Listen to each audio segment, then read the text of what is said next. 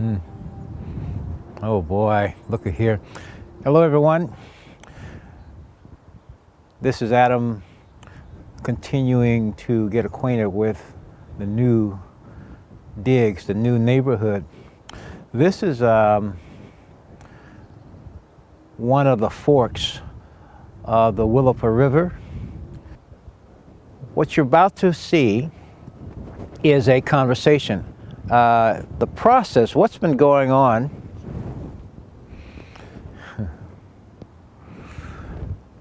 this is my new area. This is where I live. This is my neighborhood, and I've been meeting my neighbors. I've been meeting people who are doing things here in the little town of Raymond, Washington. And for all of you who watch this, who may begin to get locally getting acquainted with me, to me this is little. We're talking a 4,000 person population. For me, that's a small town, given where I've come from. But I love this place. This is really, I love what I see here. I love what I've experienced. The people have been wonderful here, and I pretty much kind of expect that to continue. But I see there's things that I believe I can contribute to this area, to this community, to this region, that will be benefit to everyone. That's certainly my intent. That said, I'm about to introduce you to Gina Kolhage. She's the publisher of Cannabiz Journal.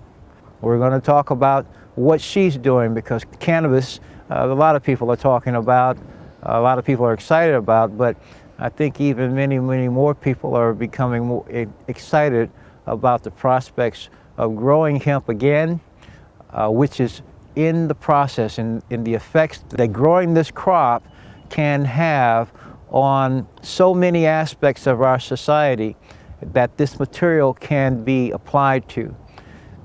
Growing these crops can have a very profound change in the dynamics and nature of agriculture, for one thing, but also in the nature of business and industry, as well as even our environment. And Gina's magazine is actually setting up as a way to establish bridges of information and knowledge, so that people who are growing, people who are interested in the products, etc., have resources and places, where they can go.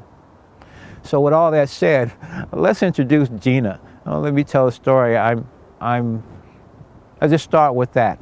We're gonna fade to black, and I'll see you on the other side.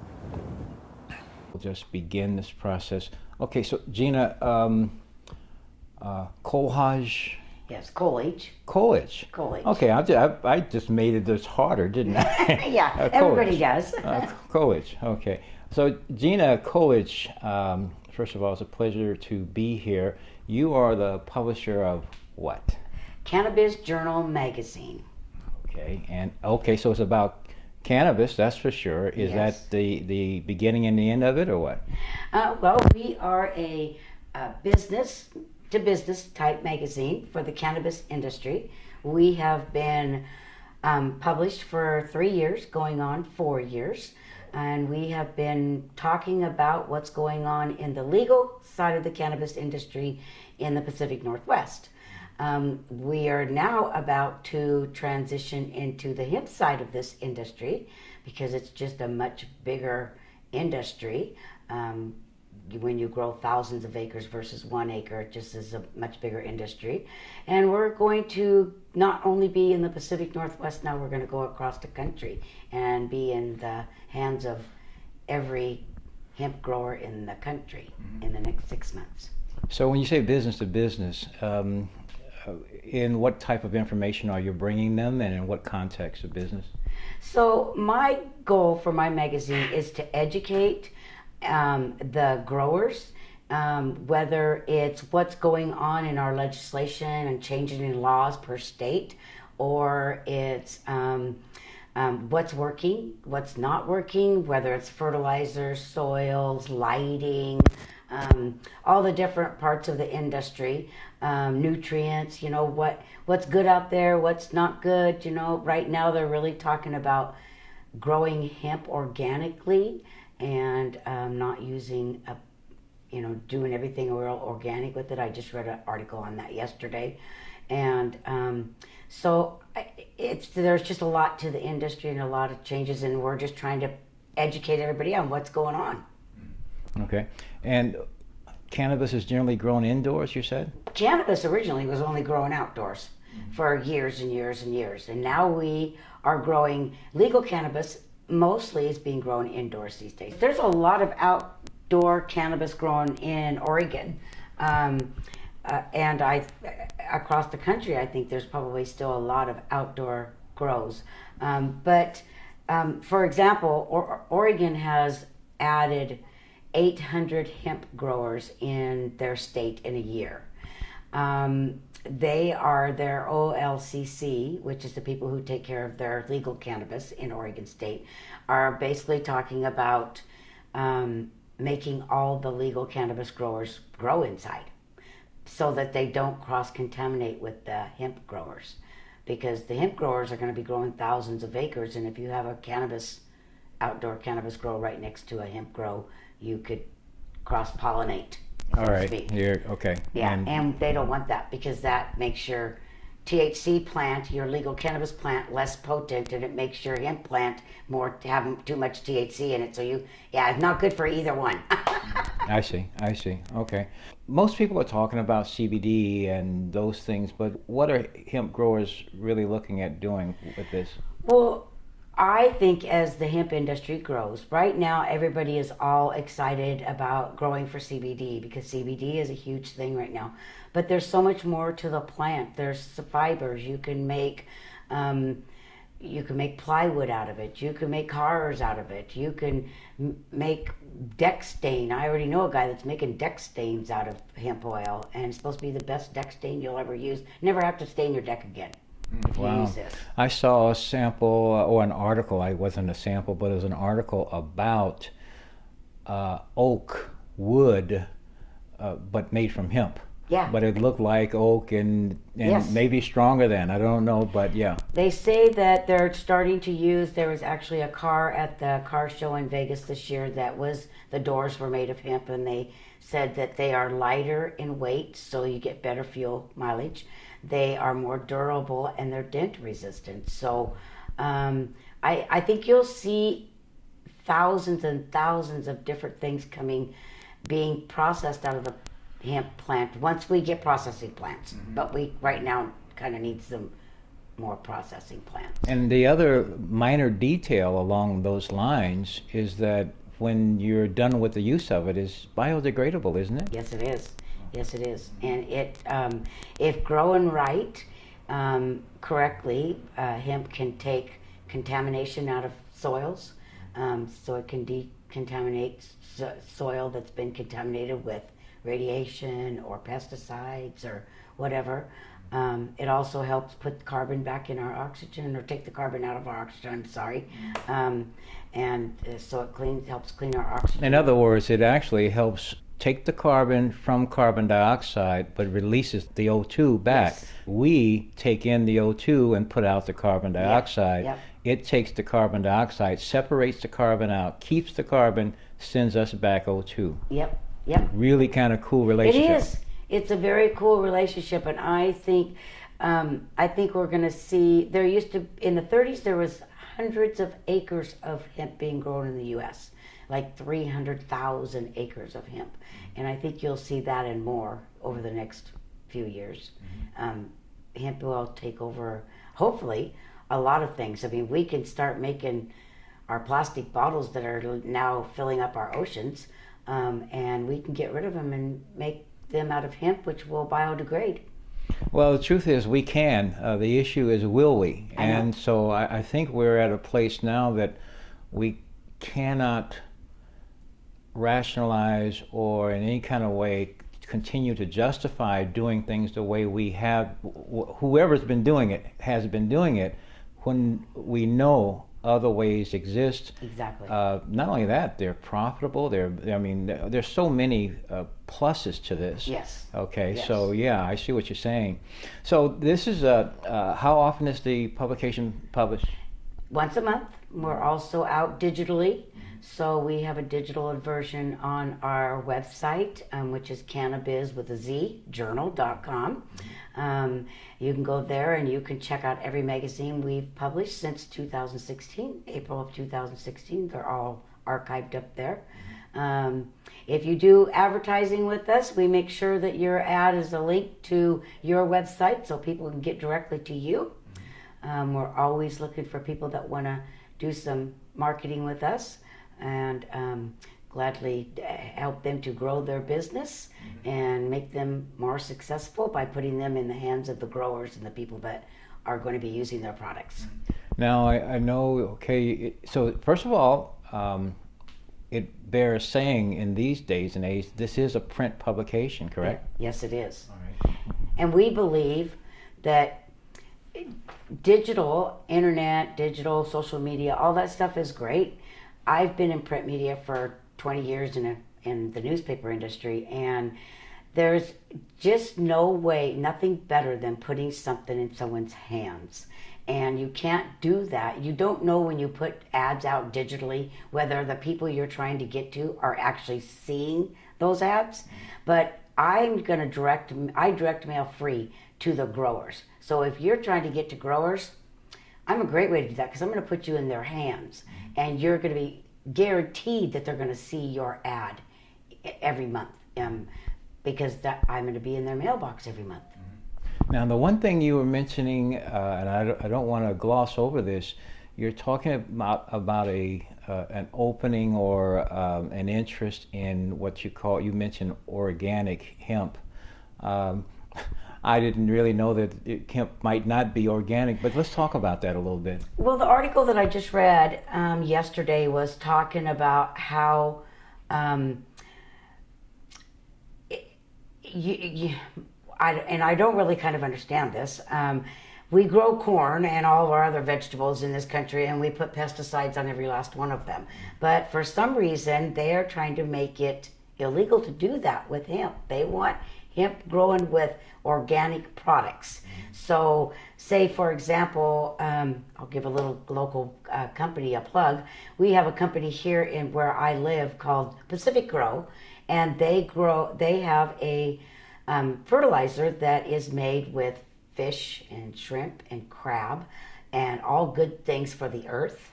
And that's the kind of stuff that the federal ag department is trying to get the hemp growers to use, rather than something that is chemically based. Does that make sense? Mm-hmm. So that is actually excellent.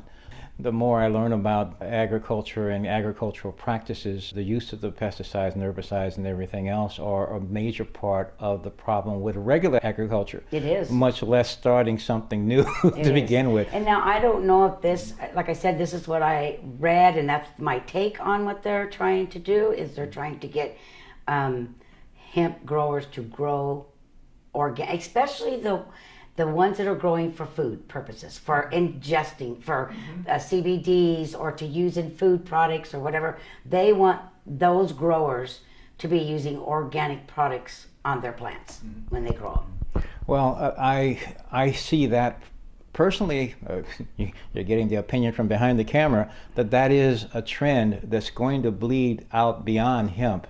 That is the way farming actually should be done.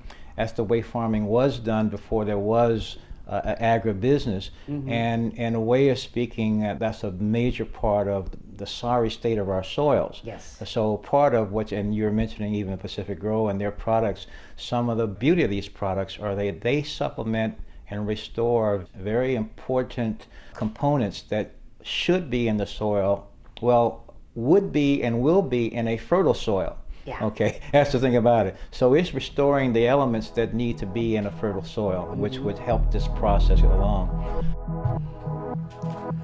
We're going to switch gears for a minute here, and it's going to be more than a minute, all right? But we're going to switch gears. We'll be back and bring Gina back and complete our conversation with her. But I also had an opportunity to visit one of her subjects of her magazine. I mean, to actually go out with her to do an interview, to do a photo shoot. And the company is called Sub-Zero Scientific. And well, instead of me telling you what they do, we're going to let them tell you what to do. This is Lou Swan. He's the owner of the company. Here goes. It's Lou Swan. I'm the owner of Sub-Zero Scientific.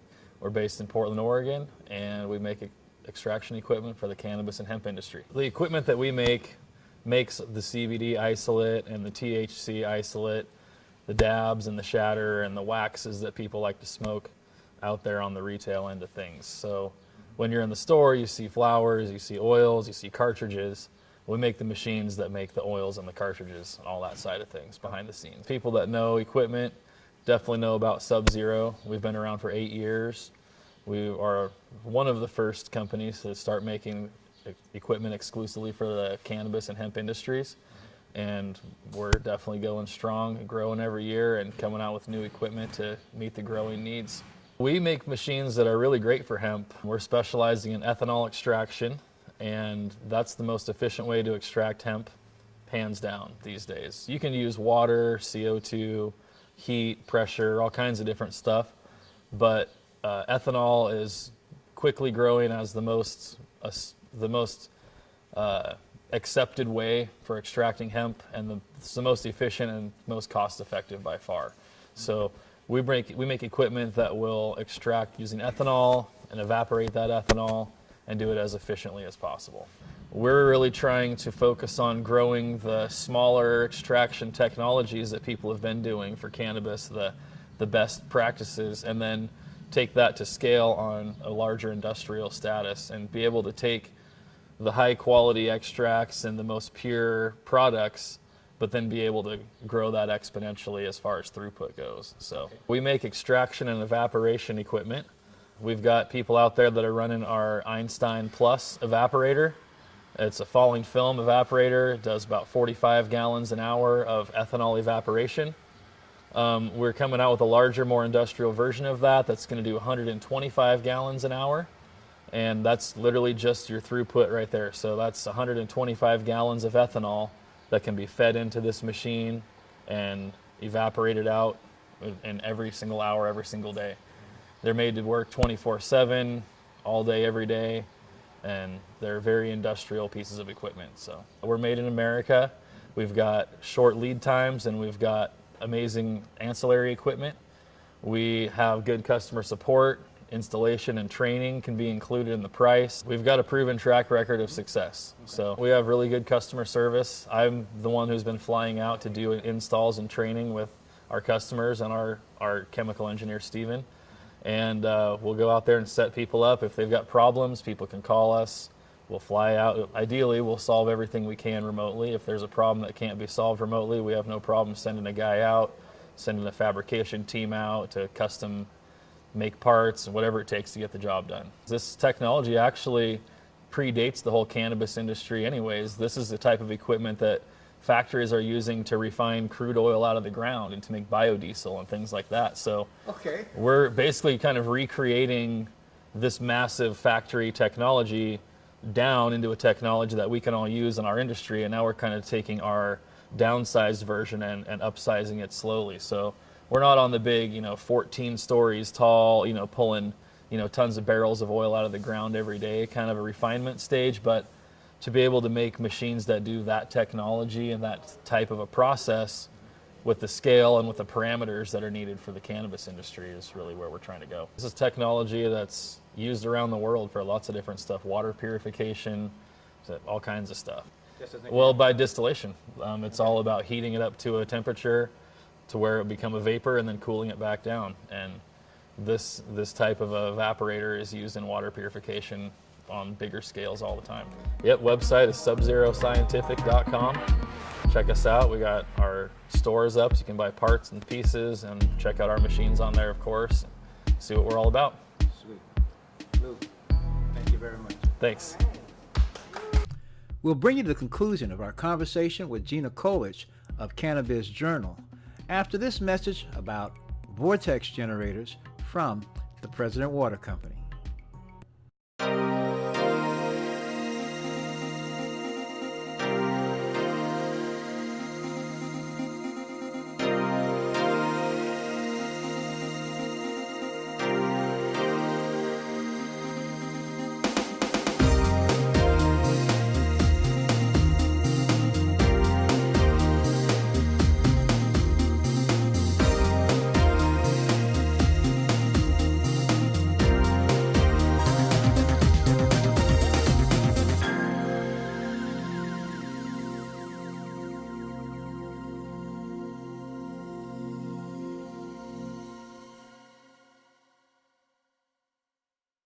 The other thing, you have an e-newsletter? I have an e-newsletter that goes out every week.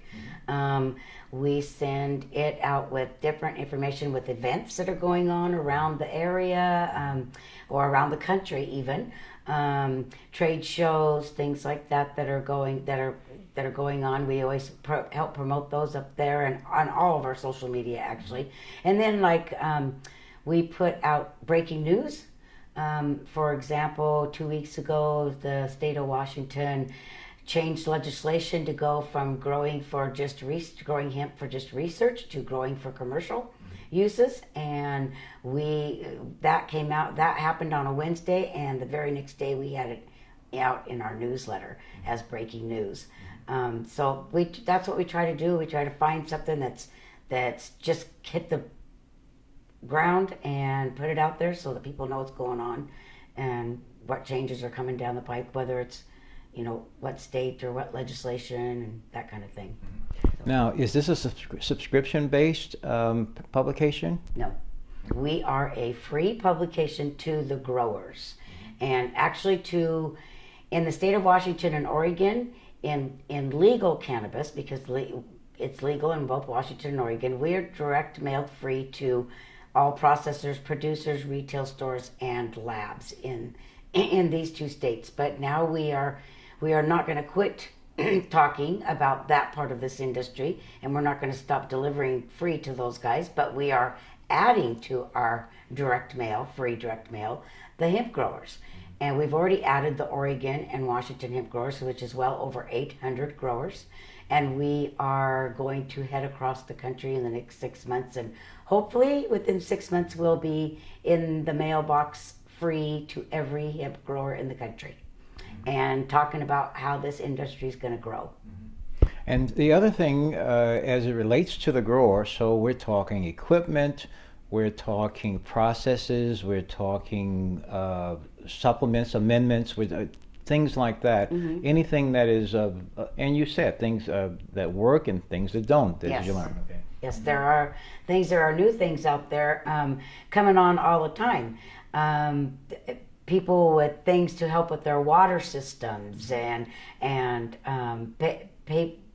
to help with their soils, and with these guys growing hemp, some of them are growing thousands of acres, and they need big processing equipment, big tractors and big cultivating machines and things like that. Irrigation systems, to water 1,000 acres isn't going to be done by hand.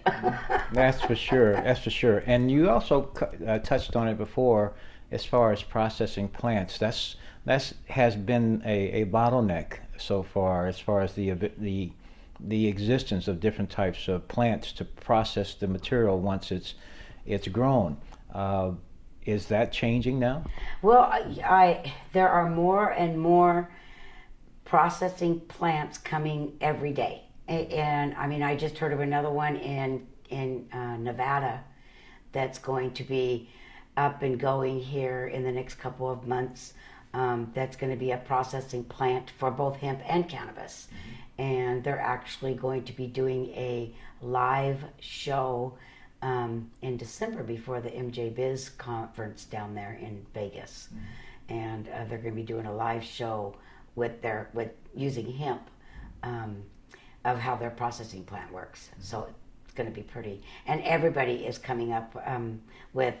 I have someone coming to my area today because we have a lumber mill that's not been used for years And I have someone coming from the hemp industry that's coming down to take a look and see if it could be turned into a processing plant.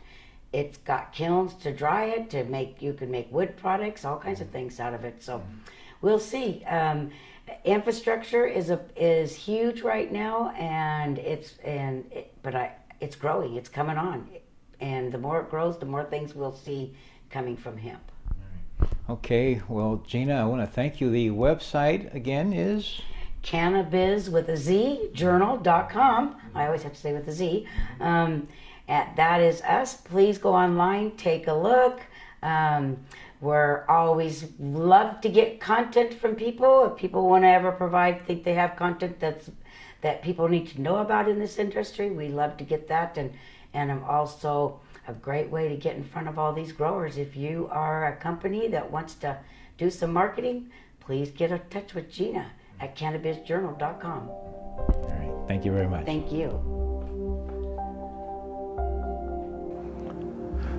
Well, you might be getting the impression that I'm attempting to build this into something. The inward journey is about change, needless to say, and I am continuing to modify, to refine in some kind of way this property into something that can bring meaningful information to you, because it's not all about what's inside. It is all about what's inside, but it's also about what's going on around us.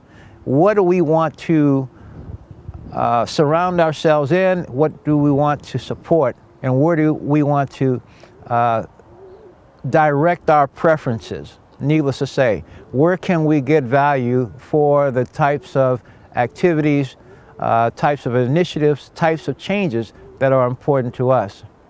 And so that's really kind of the key behind really everything that I do and everything I have done over the years. At any rate, if you find a value in, if you want information about the Cannabiz Journal, the website is cannabisjournal.com. And the other thing, Blue Swan was Sub-Zero Scientific, their website, subzeroscientific.com. On the other hand, come back next time. I have other interviews lined up. I also have other things to say and talk about. But I think I want to just say thank you for your time, for your viewership, for your interest, and all the support that I do get. And I'm finding places and now starting to find the time and circumstances that I feel I'm continuing to feel more at home, so to speak, again, and getting more acquainted with this really beautiful place. Until next time, do what's in your heart to do. You know, whatever's in your heart doesn't guide you to do harm. It just doesn't. It also, however, it doesn't guide you to allow yourself to be harmed or anyone you love. And you know it's possible to prevent harm without doing harm. It is possible to do it. And the point is not in fearing the harm, but it's in loving something more, of choosing and preferring something that is beyond what you can get by harming or being harmed by someone else and allowing someone to do it. No one can harm you unless you allow it to happen. And we are in many ways trained and conditioned to allow others to harm us. And that's where a whole bunch, without any kind of sense of reciprocity, if you know what I mean. But it doesn't have to. So in the meantime, find something, know something that you love, care about something that you love. It could be something, it could be someone, it can be an idea. But give your energy and your heart to it. Your heart will never guide you to harm someone else, and it certainly won't guide you into harm. All right? Until then, peace. Be well. Until next time, when the inward journey returns, I'm Adam Abraham, and I love you all.